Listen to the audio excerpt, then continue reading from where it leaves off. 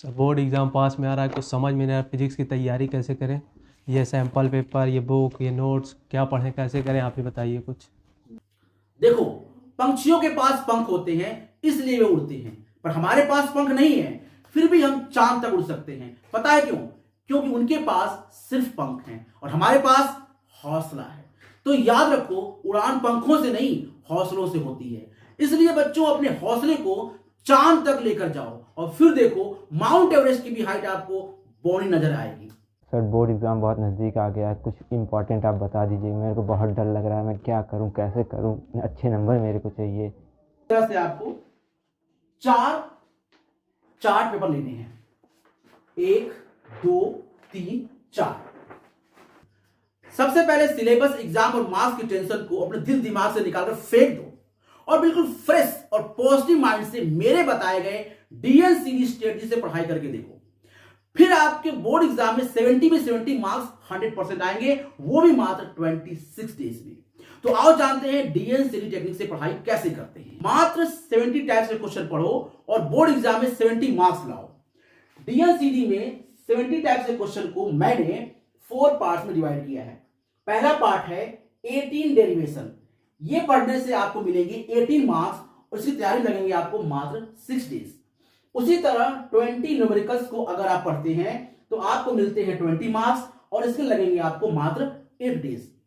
उसी तरह अगर 26 कॉन्स्टेंट प्रॉब्लम्स पढ़ते हैं आप तो इसको मिलते हैं आपको 26 मार्क्स और इसमें लगेंगे आपको 10 डेज।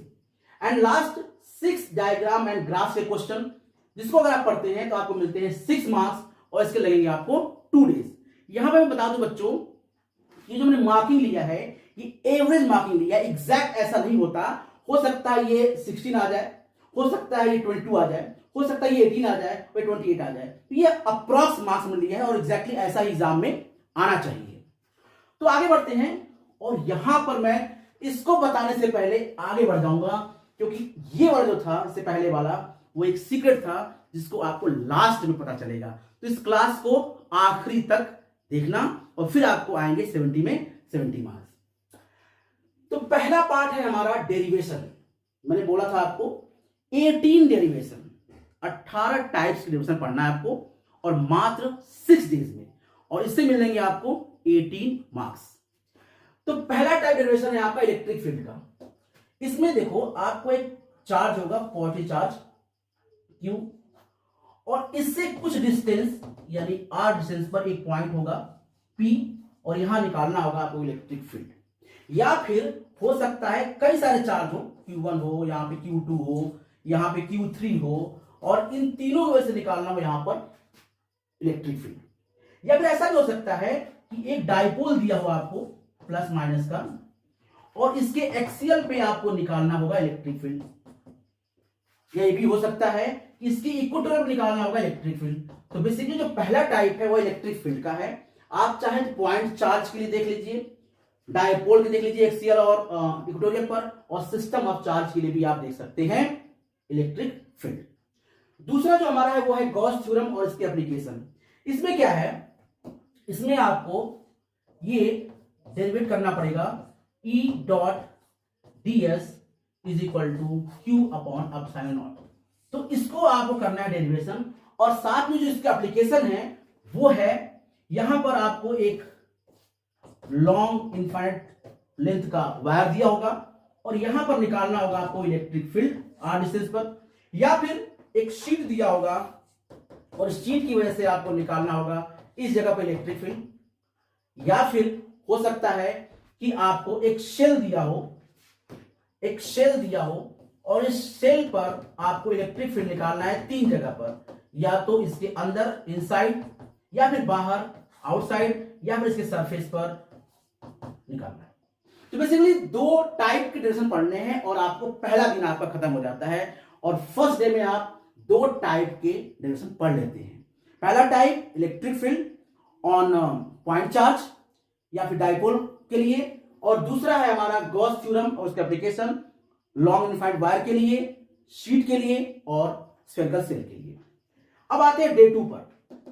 डे 2 पर हम बात करेंगे यहां पर इलेक्ट्रिक पोटेंशियल का, सेम तरीके से कि आपको एक चार्ज यहां दिया है और आपको इस जगह पर r डिस्टेंस पर यहां पर निकालना है पोटेंशियल कितना होगा, या फिर हो सकता है सिस्टम ऑफ चार्ज दिया हो Q1 Q2 Q3 और यहां पर आपको निकालना है पोटेंशियल, या फिर डाइपोल दिया होगा इस तरह से माइनस और प्लस, और एक्सेल पे निकालना होगा आपको पोटेंशियल, या फिर इसके इक्विटोरियल निकालना होगा पोटेंशियल। तो पहला पार्ट है आपको निकालना है किसी चार्ज के लिए पोटेंशियल, या तो पॉइंट के लिए या फिर डाइपोल के लिए। दूसरा हमारा है टॉर्क। अब आपको क्या करना है, एक डाइपोल को रखना है इलेक्ट्रिक फील्ड में, ये डाइपोल है हमारा, इस डाइपोल रखना है इलेक्ट्रिक फील्ड में और देखना है कि इस पर टॉर्क कितना लगता है। तो इलेक्ट्रिक फील्ड में हमने डाइपोल रख दिया है और देखना है इसमें टॉर्क कितना लगता है और ये कितना वर्क करता है, इसके पास कितनी होती है पोटेंशियल एनर्जी। तो ये आपका सेकंड टाइप का हो गया। थर्ड में आपको एक लेना है कैपेसिटर, ठीक है, कैपेसिटर है ये। इस कैपेसिटर का कैपेसिटेंस कितना होगा, जो हम जानते हैं C is equal to A upside naught upon D होता है, और अगर आपने इसमें डाइलेक्ट्रिक फिट कर दिया तो ये हो जाएगा K A upside naught upon D, जहां पर K है डाइलेक्ट्रिक कांस्टेंट। इसके अलावा ये भी हो सकता है कि आपको दिया जाए कॉम्बिनेशन ऑफ सेल सीरीज में C is equal to, sorry parallel में C is equal to C1 plus C2 plus C3, ये पैरेलल है, और सीरीज में आ जाएगा आपका 1 upon C is equal to 1 upon C1 plus 1 upon C2 और plus 1 upon C3। ये पैरेलल है, ये सीरीज है, सॉरी ये पैरेलल है, ये सीरीज है। तो कॉम्बिनेशन ऑफ कैपेसिटर भी आ जाता है जहां पे आपको ये प्रूफ करना होता है, या फिर कभी कभी ऐसा होता है कई सारे कैपेसिटर होते हैं और आपको वहां पे कॉमन पोटेंशियल उसका निकालना होता है। तो सेकेंड डे में आपको पढ़ना है potential due two point charge, system of charge and dipole. दूसरा आपको पढ़ना है टॉर्क और work done of dipole in external electric field, और तीसरा आपको पढ़ना है कैपेसिटेंस, यानी कि यहां पर आपको दो चीज पढ़नी है, एक तो कैपेसिटेंस पढ़नी है आपको पैरेलल प्लेट का, और दूसरा आपको पढ़ना है कॉम्बिनेशन ऑफ सेल यानी पैरेलल और सीरीज में। इसके बाद हम लोग आगे बढ़ते हैं, डे 3 पे आते हैं। डे 3 पर आपको पढ़ना है ड्रिफ्ट वेलोसिटी डेरिवेशन, जहां पर हम जानते हैं drift velocity v is equal to minus e tau by m होता है। इसको पढ़ना डेरिवेशन, और साथ में एक और डेरिवेशन होता है छोटा सा, इलेक्ट्रिक करंट के साथ इसका क्या होता है relation, I is equal to NEAVD। तो इसे भी आप पढ़ सकते हैं, I is equal to NEAVD और VD is equal to minus e tau by m। ये है आपका पहला यानी 6th डेरिवेशन। सातवें बात करते हैं बायो-सेवर्ट लॉ, जहां पर आपको एक इस तरह का वायर दिया होगा, करंट फ्लो हो रहा होगा, और इस जगह पर आपको निकालना होता है मैग्नेटिक फील्ड की वैल्यू कितनी होती है, जो हम जानते हैं कि dB is equal to mu naught upon 4 pi ideal sine theta by r होता है। इसे आपको प्रूव करना होता है r स्क्वायर, इसे भी आपको प्रूव करना होता है, और साथ में आपको ACL यानी कि एम्पियर सर्कुलर लॉ प्रूव करना होगा। इसके दो एप्लीकेशन होते हैं जिसे आपको डेरिवेट करना होगा। पहला केस होता है एक स्ट्रेट कंडक्टर होगा इनफाइनाइट लेंथ का, और उसकी वजह से आपको मैग्नेटिक फील्ड निकालना होगा इस पॉइंट पर B की वैल्यू कितनी होती है। और दूसरा होता है कि एक सर्कुलर लूप होगा, इसमें करंट फ्लो हो रहा होगा, और आपको मैग्नेटिक फील्ड निकालनी या तो सेंटर पर और या तो फिर इसके एक्सिस पर भी निकाल सकते हैं। तो बायो-सेवर्ट लॉ और ACL का एप्लीकेशन है स्ट्रेट करंट कैरिंग कंडक्टर की वजह से r डिस्टेंस पर मैग्नेटिक फील्ड निकालना, और एक लूप की वजह से सेंटर पे और एक्सिस पर इसके मैग्नेटिक फील्ड निकालना। तो ये हो गया आपका 7th वाला। अब बात करते हैं 8th के लिए। 8th पे आपको करना क्या है, एक करंट कैरिंग कंडक्टर है I को, जिसको हमने रखा है एक्सटर्नल मैग्नेटिक फील्ड में, और यहां पर इस पर अब कितना फोर्स लगेगा वो निकालना है, जिसकी वैल्यू होती है F is equal to ILB sine theta, ILB sine theta. ये होता है फोर्स की वैल्यू एक करंट कैरिंग कंडक्टर पर जब उसे रखा जाता है एक्सटर्नल मैग्नेटिक फील्ड में। दूसरा आता है इस पे एप्लीकेशन इसका, जो यहां पर हमने क्या किया कि हमने दो वायर रख दिए हैं, दो करंट कैरिंग वायर, ये पैरेलल हो सकते हैं और एंटी पैरेलल हो सकते हैं। अब इनके ऊपर कितना फोर्स लगेगा, अट्रैक्शन लगेगा, रिपल्शन लगेगा, कितना लगेगा, ये भी आपको पढ़ना होगा। इस पे क्वेश्चन आता है, इस पे क्वेश्चन आता है डिफाइंड 1 एम्पियर, तो इसे भी आप डिफाइन कर सकते हैं यहां से। अब हमारे पास आता है 9th टाइप का क्वेश्चन, जहां पे आपको मैग्नेटिक डाइपोल मोमेंट निकालना होगा, जिसकी वैल्यू होती है P इक्वल टू P नहीं M होती है, M is equal to NIA मतलब निया। तो इसे भी आप डेरिवेट कर सकते हैं। और इसके साथ साथ आप पढ़ना होगा यहां पर torque on current carrying loop and its application. यहां पर आपको एक करंट कैरिंग लूप होगा, इस लूप को एक एक्सटर्नल मैग्नेटिक फील्ड में रख दिया गया होगा। तो अब ये लूप कितना रोटेट करेगा, इस पे कितना टॉर्क लगेगा, ये आपको करना डेरिवेट, जिसकी वैल्यू होती है tau equal to NIBA sine theta. इसे करना है आपको डेरिवेट। और इसके एप्लीकेशन होते हैं गैल्वेनोमीटर में, जहां पर हम पढ़ते हैं के थीटा इज इक्वल टू नीबा। ये गैल्वेनोमीटर का डेरिवेशन है। तो ये इसके चांसेस कम है, लेकिन ये मोस्ट इंपॉर्टेंट है, tau equal to NIBA sine theta. इसका डेरिवेशन आ सकता है, जिसे आपको स्टडी करना है। और इस तरह से अब आपका डे 3 भी खत्म हो जाता है। अब बात करते हैं हम लोग डे 4 पे। डे 4 में आपको तीन टाइप्स के डेरिवेशन करने हैं। अब आते हैं हम डे 4 पर, और डे 4 में हमें 3 टाइप के डेरिवेशन पढ़ने हैं, जिसमें 10th है हमारा सेल्फ और म्यूचुअल इंडक्टेंस, जिसका फॉर्मूला होता है L equal to mu naught N square A upon L। आपको इसे करना है डेरिवेट। और दूसरा होता है म्यूचुअल इंडक्टेंस का, जिसका फॉर्मूला होता है mu naught N1 N2 A by L। तो यहां पर आपको ये डेरिवेशन है पहला, 10th वाला सेल्फ और म्यूचुअल इंडक्टेंस का, इसको करना है डेरिवेट। और 11th हमारा है peak and RMS value of AC, जहां हम जानते हैं जो आईआरएमएस होता है वो होता है आई नॉट अपॉन रूट 2, जहां पर जो आई नॉट है वो है पीक वैल्यू और आईआरएमएस जो है वो है आईआरएमएस वैल्यू। तो ये आपको करना है डेरिवेट, और आपका 11th वाला भी हो गया कंप्लीट। अब बात करते हैं हम लोग 12th वाले में। 12th वाले में आपको करना है रिएक्टेंस। हम जानते हैं XC होता है कैपेसिटिव सर्किट का रिएक्टेंस, जिसकी वैल्यू होती है ओमेगा 1 अपॉन ओमेगा C। और XL होता है हमारा इंडक्टिव सर्किट का रिएक्टेंस, जिसकी वैल्यू होती है ओमेगा L। उसी तरह से XZ की जो वैल्यू होती है, इसे बोलते हैं इंपीडेंस, उसकी वैल्यू होती है under root R square plus XC minus XL का होल स्क्वायर। तो ये हो गया इंपीडेंस। तो आपको 12th वाले में रिएक्टेंस डिराइव करना है और साथ में इंपीडेंस भी डिराइव कर सकते हैं। तो इसका मतलब आपका डे 4 खत्म हो चुका है। अब बात करते हैं डे 5 पर आ जाते हैं हम लोग, और सफर अब खत्म होने वाला है। डे 5 पर हमारा है मिरर फॉर्मूला, जो हम जानते हैं 1 upon F is equal to 1 upon V plus 1 upon U होता है। और आता है लेंस फॉर्मूला 1 अपॉन FL, जिसकी वैल्यू होती है 1 upon V minus 1 upon U। इसको करना होता है आपको डेरिवेट। साथ में आपको जो सबसे इंपॉर्टेंट है इस पूरी फिजिक्स में, वो है 14th वाला, जो सबसे ज्यादा इंपॉर्टेंट है। स्फेरिकल सरफेस के डेरिवेशन होता है μ2 upon V minus μ1 upon U is equal to μ2 minus μ1 by R। और ये होता है रेयर टू डेंसर के लिए। और जब डेंसर टू रेयर पे आते हैं तो वहां पर ये थोड़ा सा पलट जाता है, ये हो जाता है μ1 upon V minus μ2 upon U is equal to μ1 minus μ2 by R। तो ये हो गया रेयर डेंसर, ये होगा denser to rare spherical surface के लिए। और इसी के जस्ट आगे बस अगला स्टेप में अगर ये दोनों कंबाइन करते हैं आप, तो आपको मिलेगा lens maker formula 1 upon F is equal to mu minus 1 upon R1 minus 1 upon R2। ये है स्टार फॉर्मूला हमारा, स्टार डेरिवेशन, जो एग्जाम में आने चांसेस बहुत ज्यादा हैं।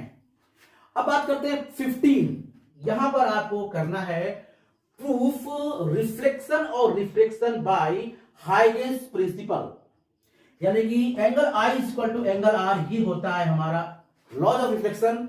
और sine I upon sine R is equal to constant यानी n, ये होता है हमारा स्नेल्स लॉ। तो लॉज ऑफ रिफ्लेक्शन और लॉज ऑफ रिफ्लेक्शन को हमें हाइगेंस प्रिंसिपल के थ्रू प्रूफ करना है। इसका भी डेरिवेशन है, इसे भी आपको देख लेना है। उसके बाद हमारे पास आता है 16 रिजल्टेंट एम्पलीट्यूड एंड इंटेंसिटी। यहां पर हम बताते हैं कि जब दो वेव लाइट वेव एक मीडियम में चल रहे होते हैं सेम फेज डिफरेंस पर और सेम एम्पलीट्यूड पर, तो वहां पर उनका इंटरफेरेंस होता है, जहां पर रिजल्टेंट एम्पलीट्यूड आता है हमारा A is equal to under root A1 square plus A2 square plus 2A1 A2 cos phi, जहां पर फाई उन दोनों के बीच का फेज डिफरेंस होता है, और इंटेंसिटी होती है वो आती है I is equal to I1 plus I2 plus 2√I1 cos phi. यहां से मैक्सिमम एम्पलीट्यूड और मिनिमम एम्पलीट्यूड भी आप प्रूव कर सकते हैं, और एक प्रूव कर सकते हैं I इज इक्वल टू, जो इंपॉर्टेंट है, 4I0 cos square phi by 2। तो ये है डेरिवेशन आपका रिजल्टेंट एम्पलीट्यूड एंड डेंसिटी का, जो कि वेव ऑप्टिक्स में पड़ता है। अब यहां से आपका डे 5 भी खत्म हो चुका है, और बात करते हैं डे 6 का, जहां पर आपको डी ब्रोगली वेवलेंथ प्रूव करना है। Lambda is equal to h upon m c या एम वी कह सकते हो, और उसके बाद आप प्रूव करना है lambda is equal to h upon √2m, और यहां पे काइनेटिक एनर्जी है हमारा इस तरह से। तो इसका डेरिवेशन आप प्रूव कर सकते हो। ये है डी ब्रोगली वेवलेंथ।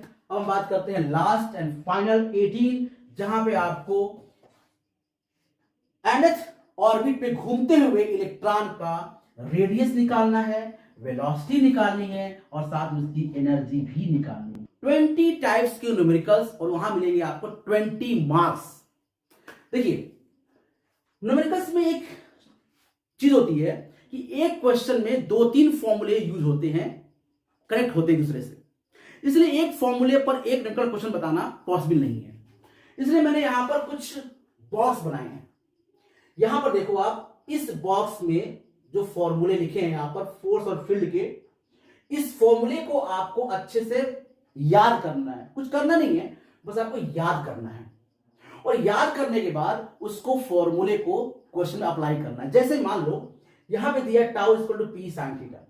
अब इसमें क्या दिया होगा, टाउ दिया होगा, टॉर्क दिया होगा, डाइपोल मोमेंट पी दिया होगा या चार्ज दिया होगा, और ई दिया होगा, और थीटा कुछ देगा, या फिर थीटा दिया होगा, ई दिया होगा, पी दिया होगा, और टॉर्क कुछ देगा।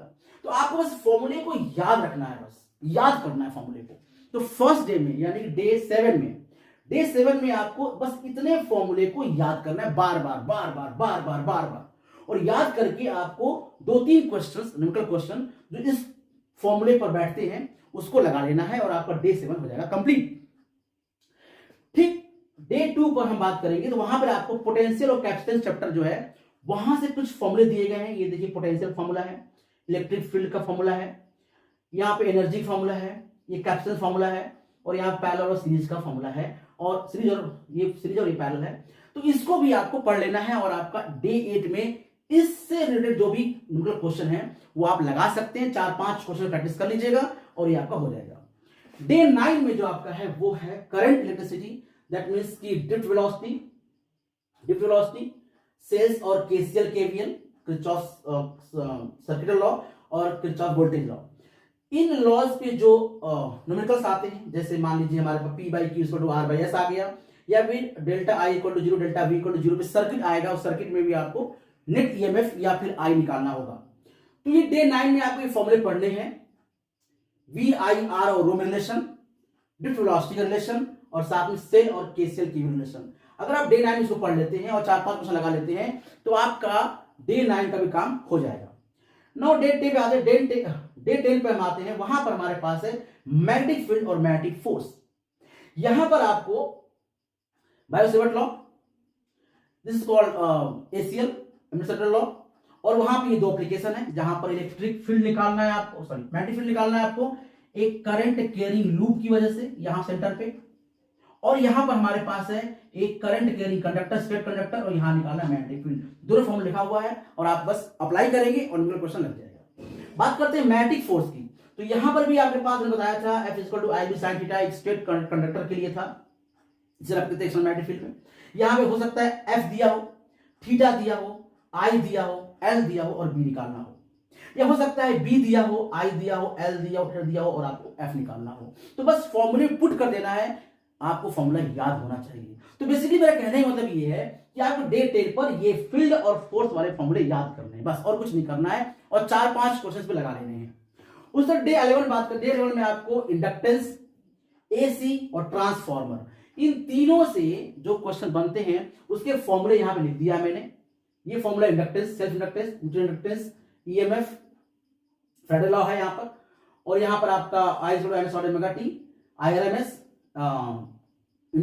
रिएक्टेंस कैपेसिटर सर्किट का, इंपीडेंस यहाँ पर एलसीआर सर्किट का, और ये है आपका रिएक्टेंस इंडक्टिव सर्किट का, और यहाँ पे है आपका जेड इंपीडेंस।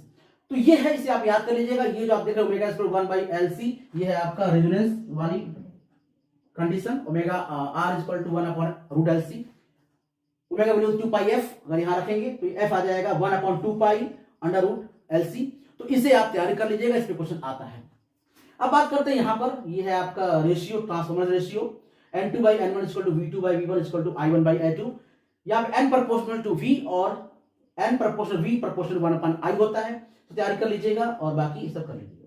अब बात करते हैं हम लोग डे 12 पे।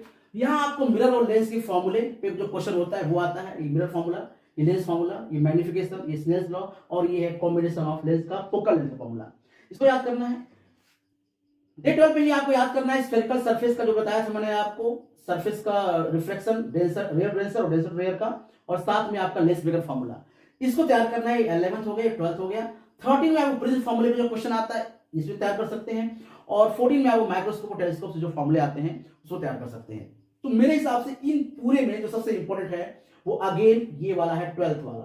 तो 12th वाला मुझे अगेन सबसे इंपॉर्टेंट लग रहा है कि इसमें से रिलेटेड क्वेश्चन आ सकता है, और मुझे लगता नहीं किसी में से आएगा। तो या तो इसमें से एक इसमें से आएगा, और एक आएगा कॉम्बिनेशन ऑफ लेंस से भी आ सकता है। तो दो क्वेश्चन मुझे लगते हैं कि इस डे 12 से बहुत इंपॉर्टेंट है, कॉम्बिनेशन ऑफ सेल से और ये लेंस ब्रेकर फॉर्मूला उसका सरफेस से। अब हम बात करते हैं आगे, डे 13 पे आते हैं, और वहां पर हम बात करेंगे वेव ऑप्टिक्स से जो क्वेश्चन लगाएंगे, वाईडीएसटी से, और यहाँ पर है एम्पलीट्यूड और इंटेंसिटी का कॉम्बिनेशन से। वाईडीएसटी ये डार्क फ्रिंज की पोजीशन है, ये ब्राइट फ्रिंज की पोजीशन है, और ये ब्रिथ है। इस पे क्वेश्चन आ सकता है, न्यूट्रल क्वेश्चन, वैसे चांसेस बहुत कम है, लेकिन तैयारी करने में क्या जाता है, पढ़ सकते हैं, दो दिन क्वेश्चन लगा सकते हैं। यहाँ पे है resultant amplitude A1 square A2 square 2A1 A2 cos phi, और यहाँ पे है I1 plus I2 plus 2√I1 I2 cos phi, और इसी का जो कॉम्बिनेशन है I equal to 4I0 cos phi 2। अगर I1 I2 दोनों एक हो जाए, इक्वल टू I हो जाए, I0 हो जाए, तो इन दोनों को कंबाइन करेंगे तो आपको ये मिल जाएगा। इसी में I1 I2 को रखो I0, आपको ये मिल जाता है। अब बात करेंगे डे 14 पर। यहाँ पे आपको photoelectric effect, radius velocity energy, wave number और बैंडिंग एनर्जी, इससे रिलेटेड क्वेश्चन आपको पढ़ने पड़ेंगे। इसमें जो सबसे इंपॉर्टेंट है मुझे दिख रहा है, वो दिख रहा है इस फॉर्मूले से, lambda is equal to H/mv equal to H/√2mk। ये इंपॉर्टेंट है। साथ में रेडियस, एनर्जी और वेलोसिटी इंपॉर्टेंट है। 3 और 1 4 क्वेश्चन हो गया, और एक वेव नंबर का सबसे इंपॉर्टेंट हैश टैग मारता हूं मैं, ये सबसे इंपॉर्टेंट है, तो ये आ सकता है, और एक यानी यहां पे आप देखो तो 1 2 3 4 5 6 क्वेश्चन पढ़ने हैं आपको, बस 6 क्वेश्चन इन डे 14 आपको पढ़ने हैं। एक पढ़ना है आपको लैम्डा पर, एक आर पे, एक वी पे, एक ई पर, और एक वेव नंबर पर, और लास्ट वन बैंडिंग एनर्जी पर। तो ये होगा डे 14 कंप्लीट, और आपको मिल गए 20 प्लस 18 38 नंबर, और 30 68 नंबर, अप्रॉक्स 70% मार्क्स आपको मिल गए हैं 14 डेज में। तो 20 न्यूमेरिकल्स के लिए आपको ये सारे फॉर्मूले मैंने लिखे हैं बहुत मेहनत से। तो बच्चों, आप अपने दोस्तों को, अपने फ्रेंड्स को इसको आपको शेयर करना है। बहुत मेहनत से बनाए फॉर्मूले आपके लिए, इसे अच्छे से तैयार करना है, सारे फॉर्मूले को याद करना है। कैसे याद करना है वही बताऊंगा मैं लास्ट में, इसलिए क्लास में बने रहो। अब बात करते हैं, आखिरी बार आता है second last, conceptual problems 26 marks के, और इसमें भी आपको मिलेंगे 26 नंबर। 8 नंबर का आपको होता है केस बेस्ड स्टडी प्रॉब्लम, और 18 मार्क्स का आता है थ्योरी IQ प्रॉब्लम, जिसमें थोड़ा सा ट्विस्ट रहेगा, आपको समझना पड़ेगा कि क्या कैसे होता है। जैसे मान लो इसमें, जैसे मैं पहले लेता हूं मैं डे 15 में, प्रॉपर्टी ऑफ ई, वी और ईपीएस। इसमें क्वेश्चन पूछ दिया जाएगा कि ये जो इक्विपोटेंट सरफेस है, ये आपस में कट क्यों नहीं करते, ये कट क्यों नहीं करते, ये क्वेश्चन पूछा जा सकता है। या ईपीएस की प्रॉपर्टी बताइए, या हो सकता है पूछ देता है कि एक कंडक्टर है, कंडक्टर के अंदर इलेक्ट्रिक फील्ड कितना होगा, कंडक्टर का पोटेंशियल कितना होगा, इलेक्ट्रिक फील्ड जो होता है वो ईपीएस के परपेंडिकुलर क्यों होता है। तो इस तरह क्वेश्चन आप डे 5 पढ़ने वाले हैं। डे 5 में प्रॉपर्टी ऑफ ई, वी और ईपीएस अच्छे से पढ़ना है। इलेक्ट्रिक फील्ड की प्रॉपर्टी क्या होती है, क्यों होती है, क्यों होता है ईपीएस के परपेंडिकुलर, कंडक्टर के अंदर जीरो क्यों होता है, ये पढ़ना है आपको, पोटेंशियल पढ़ना है आपको और ईपीएस पढ़ना है। डे 2 में आपको डाइपोल पढ़ना है आपको, P=2QL, और उसमें ये पढ़ना है कि डाइपोल को इलेक्ट्रिक फील्ड में रखते हैं, एक्स्ट्रा इलेक्ट्रिक फील्ड में, तो स्टेबल इक्विलिब्रियम और अनस्टेबल इक्विलिब्रियम कब आता है। जब एनर्जी मिनिमम होती है, θ=180 डिग्री होती है, तो होता है स्टेबल इक्विलिब्रियम, और जब थीटा होती है 0 डिग्री यानी कि +P होता है, तो होता है वो अनस्टेबल इक्विलिब्रियम। तो एनर्जी जब सबसे कम होगी तो स्टेबल इक्विलिब्रियम θ=180 डिग्री, और एनर्जी जब सबसे ज्यादा होगी यानी P θ=0 तो स्टेबल इक्विलिब्रियम। तो इसका कंडीशन भी आपको पढ़ लेना है एक बार। थर्ड है पोलराइजेशन और इफेक्ट ऑफ डाइलेक्ट्रिक। डाइलेक्ट्रिक को इंट्रोड्यूस करने पर क्या होता है कैपेसिटेंस पे इफेक्ट, क्या होता है इलेक्ट्रिक फील्ड पे इफेक्ट, क्या होता है पोटेंशियल पे इफेक्ट, ये आपको पढ़ना है। जब बैटरी करंट करेंगे तो क्या होगा और बैटरी डिस्कनेक्ट करेंगे तो क्या होगा, ये भी आपको पढ़ना है डे 15 पे। तो डे 15 पे आपको property of EV EPS, stable and unstable equilibrium और साथ में पोलराइजेशन पढ़ना है आपको डाइलेक्ट्रिक के साथ। नाउ डे 16 पे आते हैं। डे 16 पे पढ़ना है आपको टेम्परेचर डिपेंडेंस ऑफ रेजिस्टिविटी। तो रेजिस्टिविटी टेम्परेचर पर कैसे डिपेंड करती है ये आपको पढ़ना है। दूसरा पढ़ना है आपको ओमिक और नॉन ओमिक कंडक्टर क्या होते हैं। वी और आई ग्राफ अगर स्ट्रेट जाता है तो होता है ओमिक कंडक्टर, और अगर कर्व होता है तो होता है नॉन ओमिक कंडक्टर। ये पढ़ना है आपको ग्राफिकल मेथड से। इसके बाद आता है KCL KVL and combination of cells. इसमें भी आपको कॉन्स्टिट्यूटिव क्वेश्चन आ सकता है, तो इसे भी आप पढ़ सकते हैं। नाउ डे हो गया। डे आते हैं डे 17 पर। वहां पर आपको बीएसएल यानी कि बायो सेवर्ट लॉ और एसीएल एम्पियर सेक्टर लॉ का पे क्वेश्चन आता है। जैसे आ जाएगा डिफाइन 1 टेस्ला, डिफाइन 1 एम्पियर। यह आएगा कि बताइए अगर दो स्ट्रेट कंडक्टर रखते हैं इस तरह से, तो बीच में क्या होगा मैग्नेटिक फील्ड, साइड में क्या होगा, इस साइड में क्या होगा, कब होगा अट्रैक्टिव फोर्स, कब होगा रिपल्सिव फोर्स। तो ये भी इस पे क्वेश्चन बन के आता है। सोलेनॉइड पे इलेक्ट्रिक फील्ड मैग्नेटिक फील्ड कितना होगा, अंदर कितना होगा, बाहर कितना होगा, सरफेस पे कितना होगा। तो ये क्वेश्चन एसीएल और बीएसएल पर पूछा जा सकता है। डे 17 में आप पढ़ना है। साथ में आप पढ़ना है galvanometer and sensitivity. Galvanometer important, इसमें आपको पूछा सकता है कि बताइए कि रेडियल मैग्नेटिक फील्ड क्या होता है और क्यों रखा जाता है, क्यों हम मैग्नेट को स्फेरिकल लेते हैं, कर्व लेते हैं, स्ट्रेट मैग्नेट क्यों नहीं लेते हैं, वहां यूज करते हैं, ये पूछा सकता है। साथ में पूछा सकता है सेंसिटिविटी क्या होती है, करंट सेंसिटिविटी और वोल्टेज सेंसिटिविटी, उसके बारे में पूछा सकता है। नाइन्थ हमारा है वो मैग्नेटिक डाइपोल, सिर्फ पूछा सकता है आपको फील्ड और टॉर्क क्या होता है। इसी तरह 10th हमारा है मैग्नेटिक प्रॉपर्टी, डाया, पैरा और फेरो इंपॉर्टेंट है, ये आ सकता है डे 17 पे। डे 18 पे हम बात करेंगे फेराडे और लेंज लॉ पे क्वेश्चन आता है कि बताइए कि मैग्नेटिक फील्ड कितना होगा, किधर होगा, ठीक है, तो ये पढ़ लीजिएगा आप लोग। साथ में फेजर और रेजोनेंस और ट्रांसफार्मर से क्वेश्चन भी पूछे जा सकते हैं। ये डे 18 पढ़ना है आपको। डे 19 पे आपको सिर्फ और सिर्फ पढ़ना है स्पेक्ट्रम ऑफ ईएम वेव, मतलब कि ईएम वेव का जो स्पेक्ट्रम होता है जिसमें कि आप देखते हैं radio wave, X ray, gamma ray, ultraviolet रे, इंफ्रारेड रे, इन सारे का यूजेस क्या है, सोर्स क्या है, कितने लेंथ तक होते हैं, उनकी जो कैटेगरी होती है, कितने लेंथ तक उनकी वेवलेंथ होती है, फ्रीक्वेंसी होती है, तो वो पूछा सकता है स्पेक्ट्रम ऑफ ईएम वेव में डे 19 में। अब बात करते हैं डे 20 में। डे 20 में हमें पूछा जाएगा टीआईआर और ऑप्टिकल फाइबर के बारे में। ऑप्टिकल फाइबर कैसे ऑपरेट करता है, उसके लिए कौन सी टेक्नोलॉजी होती है, टीआईआर में कौन कौन से कंडीशन होता है, टीआईआर में क्रिटिकल एंगल क्या होता है, ये पूछा सकता है आपको 14 में। 15 पूछा सकता है आपको एडवांटेज ऑफ रेफरेंस टेलीस्कोप और माइक्रोस्कोप और टेलीस्कोप के बारे में भी पूछा जा सकता है। इसमें एक चीज पूछा जाता है मैग्नीफाइंग पावर क्या होती है टेलीस्कोप की और माइक्रोस्कोप की। साथ में पूछा जाता है कि रेफरेंस टेलीस्कोप क्यों बेटर होता है, एडवांटेज क्या होता है उसका रेफरेंस टेलीस्कोप के ऊपर। इसके बाद आता है वेव फ्रंट और हैगेन्स प्रिंसिपल। वेव फ्रंट आपको ड्रॉ करने को दिया जा सकता है, वेव फ्रंट ड्रॉ करिए कई सारे केसेस में, और यह भी पूछा सकता है वेव फ्रंट क्या है, हैगेन्स प्रिंसिपल क्या है, ये पूछा सकता है डे 16 में। अब बात करते हैं डे 22 में। वहां पर आते हैं दो क्वेश्चन। एक आता है आइंस्टीन फोटोइलेक्ट्रिक इफेक्ट, जहां पर work function, threshold frequency, stock potential, इनके बारे में पूछा सकता है और इनका आपस में क्या रिलेशन होता है, किसको बढ़ाने पर कौन बढ़ता है। जैसे फोटो करंट को अगर बढ़ाना है तो उसके लिए इंटेंसिटी बढ़ाना पड़ेगा। अगर हमें फोटोइलेक्ट्रिक इफेक्ट स्टार्ट करनी है तो थ्रेशोल्ड फ्रीक्वेंसी से ऊपर फ्रीक्वेंसी देनी पड़ेगी हमको। उस तरह अगर एनर्जी बढ़ानी है इलेक्ट्रॉन्स की तो हमें वहां पर फ्रीक्वेंसी बढ़ाना पड़ेगा। तो इस तरह की जो आपस में डिपेंडेंस है वो इसमें पूछा जा सकता है। और 20 है डी ब्रोगली वेवलेंथ, इसके में भी क्वेश्चन आ सकता है डे 22 में। डे 23 बात करेंगे, वहां पे 3 टॉपिक पढ़ना है आपको। रदरफोर्ड और बोयर्स का मॉडल पढ़ना है आपको। साथ में 22 में हाइड्रोजन लाइन स्पेक्ट्रम पढ़नी है, जहां पे हमने बताया था आपको कि ये लाइमन सीरीज, बामन सीरीज, पास्टन सीरीज, ये आपको पढ़नी है। एंड 23 में पढ़ना है न्यूक्लियर फिजन और न्यूक्लियर फिजन के बारे में। एंड लास्ट 24 डे जो हमारा आ गया, वहां पढ़ना है आपको types of semiconductor, very important. मतलब कहा जाए तो आपको डे 24 में सिर्फ और सिर्फ last topic, last chapter semiconductor ही पढ़ना है, जिसमें 3 टॉपिक मेन है। पहला है types of semiconductor, P types, N types and intrinsic and extrinsic semiconductor. Second हमारा है फॉरवर्ड एंड रिवर्स बायसिंग। जब हम किसी कंडक्टर, किसी पीएन जंक्शन को जब हम फॉरवर्ड बायसिंग करते हैं, रिवर्स बायसिंग करते हैं, तो क्या होता है, क्यों होता है, क्या होता है डिप्रेशन लेयर और क्यों कम होता है, क्या होता है पोटेंशियल बैरियर, क्यों, क्या होता है ब्रेकिंग पोटेंशियल। तो इस तरह के क्वेश्चंस पे आते हैं।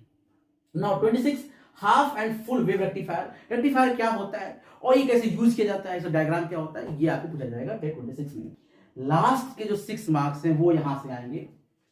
डायग्राम और ग्राफ, कुछ की डायग्राम पढ़ने होंगे, कुछ की ग्राफ। जैसे पहला जो डायग्राम हमारा है फर्स्ट डे 25 में आपको पढ़ने हैं फर्स्ट बुक पार्ट 1 के डायग्राम, पार्ट 1, और डे 26 पढ़ने सेकंड बुक के डायग्राम। फर्स्ट बुक में कौन कौन से डायग्राम है जो आप पढ़ने हैं, ग्राफ कौन पढ़ना है। पहला है ई वर्सेस आर ग्राफ क्या होता है, वी वर्सेस आर ग्राफ क्या होता है, field versus radius, potential versus radius. और यहाँ पे ईपीएस का जो डायग्राम आता है पूछता है कि भैया आप ईपीएस ड्रॉ करिए, तो ड्रॉ ईपीएस ये भी पूछा जा सकता है, डायग्राम याद रखिए ईपीएस का। आई वर्सेस वी यानी कि करंट वर्सेस पोटेंशियल, जहां पे हम प्रूव करेंगे कि कौन सा ओमिक लॉ है, ओमिक कंडक्टर है, और कौन सा नॉन ओमिक कंडक्टर है। And last one row versus T, मतलब रेसिस्टिविटी का टेंपरेचर पर डिपेंडेंस कैसा होता है, इसे भी ग्राफिकल तरीके से रिप्रेजेंट करना होता है। 1 नंबर पे आता है ये।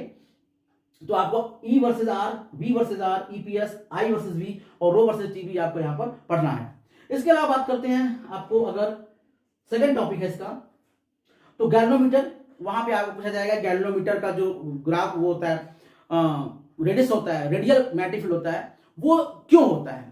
तो वहां भी आप गैल्वेनोमीटर का जो लेवल डायग्राम होता है वो वहां से पढ़ सकते हैं आप लोग, लेवल डायग्राम ऑफ गैल्वेनोमीटर।